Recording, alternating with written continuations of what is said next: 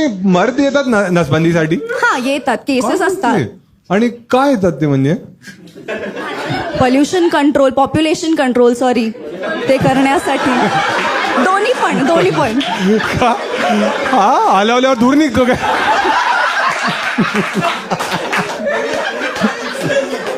अरे ढग बनता काय पाणी दूषित होतं. अच्छा ठीक. हा तर आले की खरं समज कोणता पुरुष आला नसबंदीसाठी तर तुम्ही आधी फॉर्म वगैरे साईन करून हो, घेतला, consent मागे sign जाऊन करतो. तुम्ही हसत असाल ना ते आता हसता आराम कोणा बिचारा पेशंट आला इमोशन घेऊन. आणि कोणी स्पर्म डोनेशन तुमच्या इकडे होतं? हो व्हायचं, पण आता ते बंद झाले. ते का? जे असं सेक्टर का केलं तुम्ही? तो स्पर्म डोनेशनचे पेशंट आधी आमच्याकडे यायचे. IVFचं एक सेक्टर होतं. Sector. आय मीन IVFचं क्लिनिक होतं आमच्याकडे, बट नाव आता नाही येते. तेव्हा तू होतीस तिकडे कामाला? हो. हा, मग काय प्रोसिजर असायची?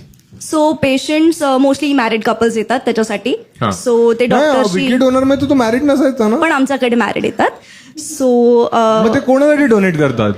त्यांच्या स्वतःच्या वाईफसाठी, डायरेक्ट त्यांच्या स्वतःच्या वाईफसाठी, किंवा म्हणजे जर काहीतरी प्रॉब्लेम असेल प्रेग्नन्सीमध्ये, होत नसेल नॅचरली. मग हा तर जमा करून ठेवता मग तुम्ही हो. फ्रीज मध्ये? हा.